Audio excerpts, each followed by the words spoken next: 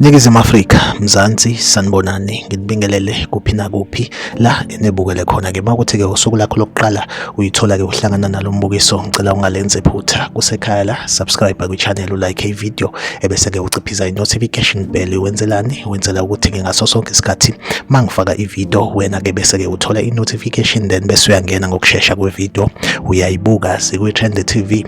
Siyaqinisekisa-ke ukuthi-ke sikulethela-ke lolo daba olusuke lutrenda ngalolo suku, sikubhekela-ke nje ey'gamekweni ey'seyithe zenzeka kulona-ke usuku lwanamhlanje. Laphaya endaweni-ke yaseLimpopo kunendawo-ke ekuthiwa-ke iseGamashwi eBolobedu, ekuthiwa-ke laphana-ke owesifazane-ke obeyihambela nje esikoleni-ke la afundisa khona, kuthiwa-ke bese kuqhamuka isoka lakhe ekuthiwa-ke lamgwaza-ke limphindelela phambi kwabantu-ke bebuka lesigameko senzeka nje khona namhlanje ekuseni-ke laphana-ke eGamashwi Bolobedu, laphana-ke endaweni yaseLimpopo-ke. Like i-video, subscribe kwi-channel la kwi-Trend TV, sohlezi sikhona sikulethela-ke indaba eyitrendayo usuku nosuku. Ngaphinde-ke futhi ucommente kwi-comment section ungitshela ukuthi wena kuthini ukuphawula kwakho ngalolu daba. Siphinde-ke futhi-ke sihlangabezane kwi-video elandelayo.